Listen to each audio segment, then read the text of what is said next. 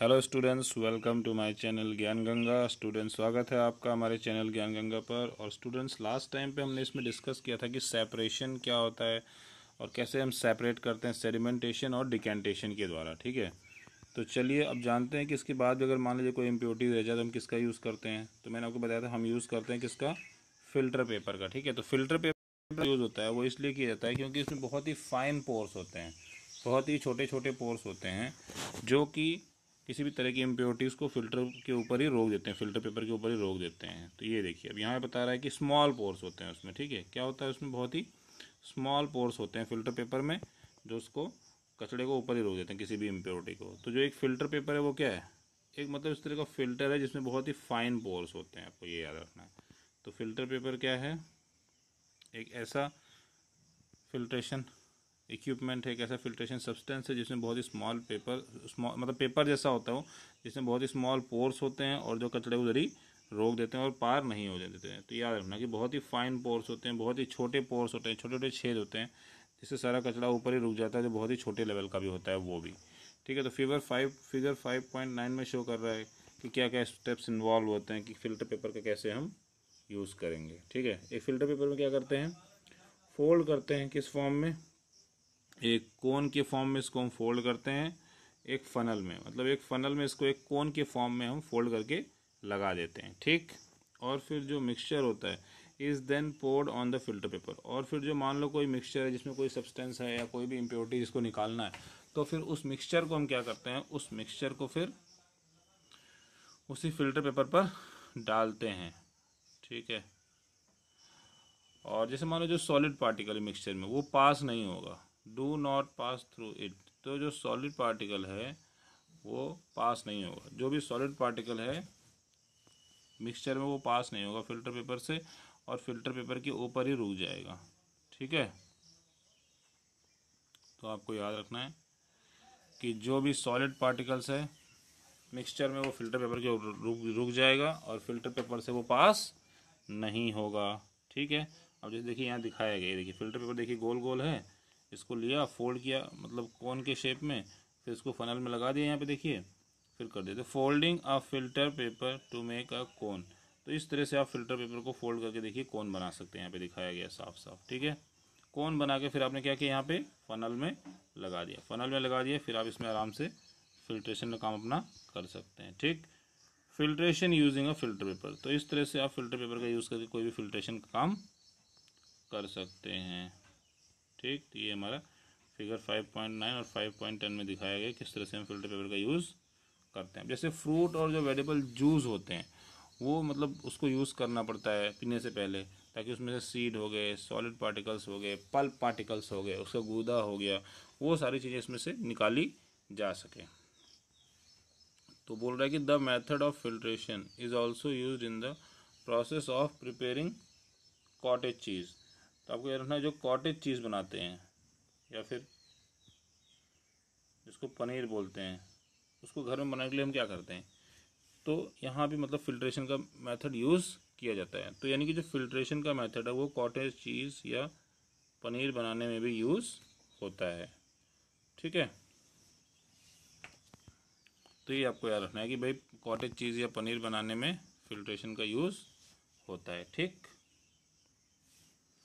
अब बोल रहे हैं कि आपने ये भी देखा होगा जैसे कि पनीर बनाने के लिए few drops of lemon juice को ऐड करते हैं मिल्क में, यानी कि कुछ बूंदे डालते हैं नींबू की।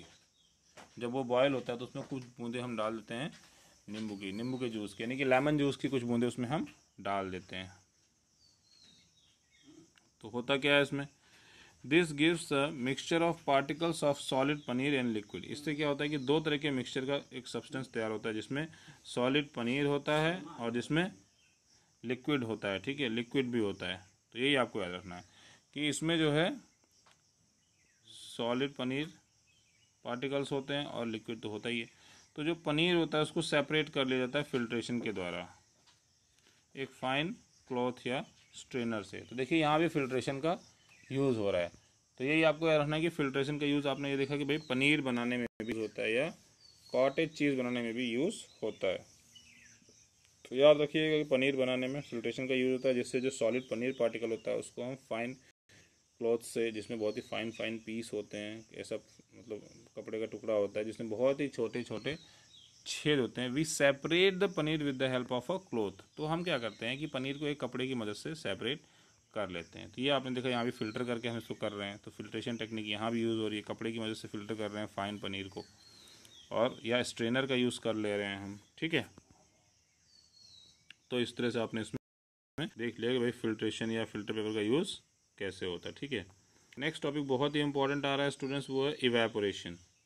अब इवेपोरेशन क्या होता है आपको पता है, जब कोई चीज़ लिक्विड भाप में बदलती है उसी को बोलते हैं इवेपोरेशन। जब किसी चीज़ का टेम्परेचर बढ़ता है, जैसे पानी है, मान लीजिए पानी को बर्तन में रख के हीट कीजिए, अगर बहुत थोड़ा सा पानी आप बड़े से बर्तन में हीट करेंगे तो थोड़ी देर में वो भाप बन के उड़ जाता है। या मान लीजिए आपने कपड़ा धोया है, आपने धूप में डाल दिया सूखने के लिए, तो कपड़ा जो गीला होता है उसमें सारा पानी भाप बन के उड़ जाता है। तो यानी कि वो क्या हो रहा है, इवेपोरेट हो रहा है। जब चीज़ें भाप बन के उड़ जा रही हैं तो इसी को क्या बोलते हैं, इवेपोरेट होना, ठीक है।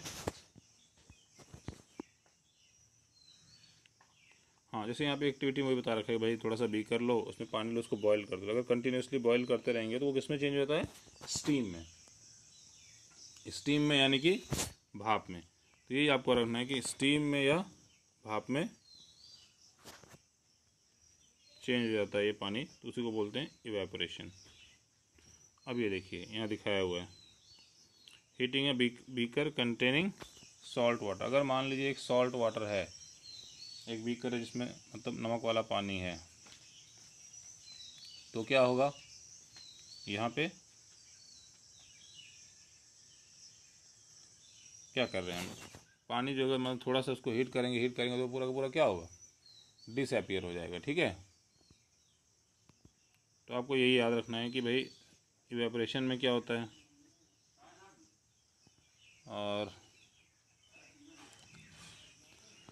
अब देखिए यहाँ पे एक और चीज़ बता रहा है कि मान लीजिए आपने जैसे थोड़ा सा नमक ऐड कर दिया पानी में, उसको अच्छे से हिला दिया आपने, तो क्या आपको कोई चेंज दिखता है कलर में, या आपको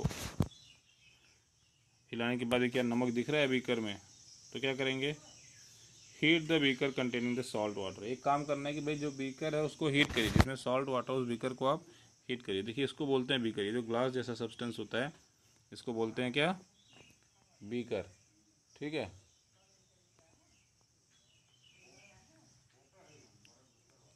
तो अब देखो आपको जो है क्या करना है कि हीट करना है, अब इसको बॉईल करना है, फिर क्या होगा बाद में।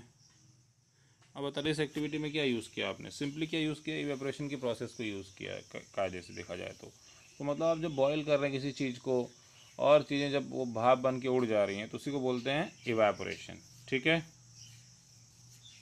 तो यानी कि जो प्रोसेस ऑफ इवेपोरेशन है उसमें क्या हो रहा है कि लिक्विड स्टीम बन रहा है, या कह सकते हो भाप बन रहा है, ठीक है। दो चीज़ों को सेपरेट भी कर ले रहे हैं हम, जैसे भाई नमक पानी है, हीट कर दो तो नमक उसी में रह जाएगा, पानी भाप बन के उड़ जाएगा। तो वाटर एंड सॉल्ट को अगर हमें अलग अलग करना है तो क्या होता है, तो वाटर एंड सॉल्ट को अलग अलग करना है तो सिंपल सा तरीका है, दोनों मिले हुए अगर उसको अलग अलग करना है तो सिंपल सा तरीका है वो ये कि आप सिंपली उसको गर्म करिए। उसको जब आप गर्म करेंगे, जब आप पानी को गर्म करेंगे तो क्या होगा, उसमें से पानी भाप बन के उड़ जाएगा और नीचे सिर्फ नमक बचेगा, ठीक है। तो यही बता रहा है कि the process of conversion of water into its vapour is called evaporation, ठीक है। वो प्रोसेस जिसके द्वारा क्या हो रहा है, पानी किस में कन्वर्ट हो रहा है, वेपर में, तो उसी को बोलते हैं इवेपोरेशन, ठीक है। और ये जो प्रोसेस है इवेपोरेशन की, वो कॉन्टीन्यूसली पानी जहाँ प्रेजेंट होता है गर्मी की वजह से थोड़ा धीरे धीरे वो होती रहती है, ठीक है।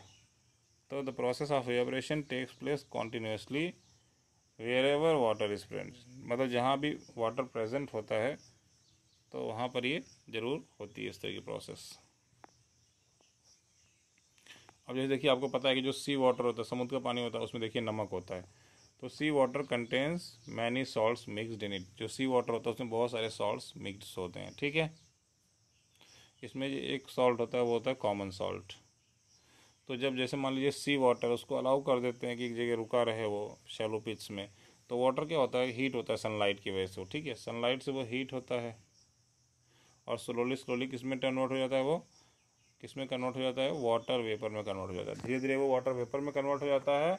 और किस प्रोसेस के द्वारा हो रहा है, यहाँ पे फिर से वाटर वेपर बन रहा है, तो क्या यानी कि धूप की गर्मी से हो रहा है, धूप की गर्मी से वाटर वेपर में कन्वर्ट हो रहा है। इसका मतलब यहाँ पे क्या हो रहा है, इवेपोरेशन हो रहा है, ठीक है। तो यहाँ पे क्या हो रहा है, इवेपोरेशन की प्रोसेस हो रही है, ठीक है। और कुछ ही दिन में क्या होता है, वाटर जो है इवेपोरेट हो जाता है कम्प्लीटली।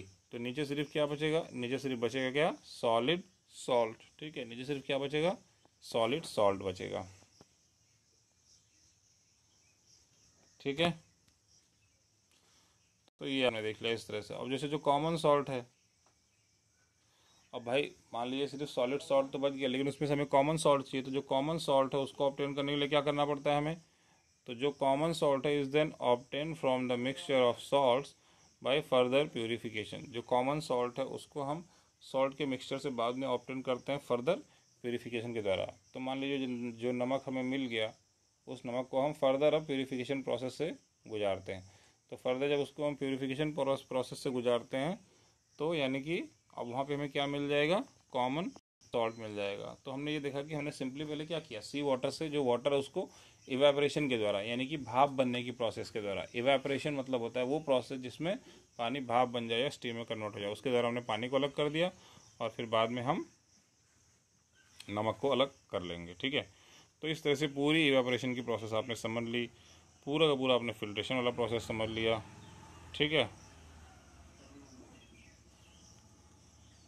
अब ये तो पूरा आपने समझ लिया इवेपोरेशन। देखिए हाँ, यहाँ पे दिखाया हुआ यही चीज़ कि कैसे ऑब्टेन कर रहे हैं, obtaining salt from sea water. देखिए यहाँ बड़े बड़े पिट्स बनाए हैं ये, इन पिट्स में क्या है, इन सब में क्या होता है, पानी इकट्ठा कर लिया समुद्र का और फिर यहाँ पे छोड़ दिया बड़े बड़े पिट्स में। अब ये क्या होगा, धीरे धीरे पानी जो है भाप बन के उड़ जाएगा, यानी कि यहाँ से पानी धीरे धीरे स्टीम में कन्वर्ट हो जाएगा, या आप कह सकते हैं कि पानी यहाँ पे इवेपोरेट हो जाएगा। देखिए भाप बन के उड़ना या स्टीम में कन्वर्ट होना या इवेपोरेट होना, ये तीनों एक ही चीज़ का नाम है, ठीक है। भाप बनना हिंदी में बोलते हैं, स्टीम बनना या इवेपोरेट होना इंग्लिश में बोलते हैं। तो इस तरह से हमने क्या किया कि सॉल्ट को ऑब्टेन कर लिया सी वाटर से, ठीक है। तो किस प्रोसेस के द्वारा किया हमने, सॉल्ट को हमने सी वाटर से किस प्रोसेस के द्वारा ऑब्टेन किया, तो we are getting what, we are getting salt from sea water by the process of evaporation. So we have to keep in mind that we are getting the salt from the sea water by the process of evaporation, ठीक है। तो ये हो गया students. अब इसके बाद ये यूजेस और जो भी और भी हैं, uses of more than one method of separation. तो कैसे आप एक से ज़्यादा मेथड का यूज़ करेंगे सेपरेशन का, ये पूरा जो भी है मिला जुला के है, ये सारा हम नेक्स्ट क्लास में डिस्कस करेंगे। तो स्टूडेंट्स मैं आपको थोड़ा थोड़ा इसलिए पढ़ा रहा हूँ, ठीक है।